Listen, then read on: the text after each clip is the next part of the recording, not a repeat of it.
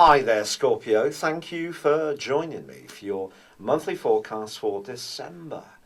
You make your way into the last month of this year, with the Sun and Mercury initially located in the part of your scope to do with resources.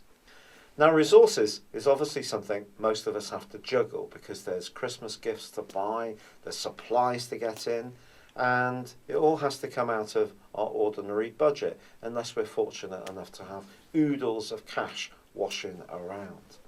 Now, there is a full moon on the 14th of this month, which is going to be linking up also with Uranus. So if you can use a little bit of initiative and also some spontaneity in terms of how you're going to approach things, your imagination could come up with some fab solutions. It could be making some lovely gifts for people by hand, cooking things that takes much more care and enterprise than actually just going out and splashing cash, and actually can create a wonderful impression on the person that you're spoiling. This is going to be a month when your words and your personal expression are hugely important. That has been so for some while.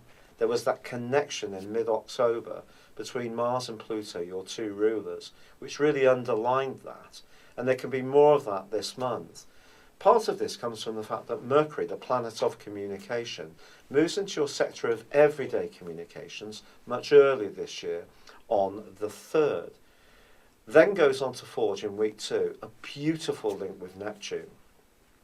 Your chats can really be lovely heart-to-hearts. They can be ones that go into the wee small hours, and it can really be very elevating in terms of your mood. You can see something of human nature that's very good, that's not so cynical. It's more about being with the people who really get what the true meaning of Christmas is about, and that can be heartwarming for you too. With Mars through to the 18th and Venus from the 8th, also in the part of your scope to do with home, don't be surprised if you're the one inviting people around and playing mine host. And if you do, you're going to want to make sure that you do it really well. Mars forges a great link with both Jupiter, the planet of plenty, and also with Uranus in the first 10 days of this month. Again, if you can think a little bit more outside the box and genius, other people will really appreciate it. So anything you do by hand or yourself will just have that much more value. But Venus moving into this area from the 8th has a surprising dimension because there may be times when you don't actually want to wander very far. Or if you do, especially once the Sun moves on the 21st into Capricorn, it could be short visits suit you this year, and then you may want to scurry back to the comfort, security of your own abode, where you can get very cosy and snug, if you're lucky enough, in front of a log burner or a roaring fire, or under a comfort blanket, and eat your favourite things and watch your favourite movies. Because a little bit of time to yourself can help you to think about what you really want to achieve in 2017. But Mercury, the planet of communication, does start to twist backwards from the 19th. This is very unusual. I can't remember the last time that Mercury did 4 retrogrades in 1 year. And it just shows how long ago it must be, because I've been doing this for 20 years. So, as this happens, there could be some last minute changes of plan, which could be actually rather frustrating, or it could be you who suddenly changes your mind. You don't want to go out to that party at so-and-so's that you don't know them very well, and you'd rather stay snug and cosy. Then again, you just need to be conscious that there could be a technology glitch that comes up in the last 10 days of this month.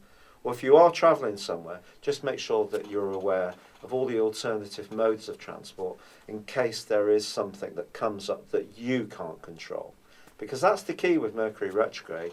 If we're very precise, we can overcome a lot of it, but we can't overcome all of it because we don't control everything by any means at all.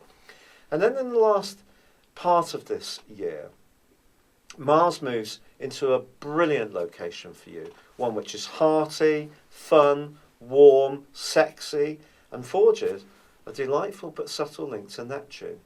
And both then angle to the Sun. So that's why your words are going to be so important, because the Sun and Mercury and Pluto and Mercury conjunct Pluto from the 14th to the 24th are all making your discussion zone come to life, but also how you think come to life. And then Mars and Neptune, your passions, the things that give you joy. And I think there's going to be some sensational connections for you. It's just that you may, at points during this month, just want to be much more home-based, much more where you feel really comfortable. Now, in terms of thinking about next year, there is a wonderful link also between Saturn and Uranus. These are the two rulers of Aquarius. And actually, Uranus is exalted in your zodiac sign. And this is just asking you to think about your resources and how you can perhaps make the most of your talents for next year, to think a little bit outside the box.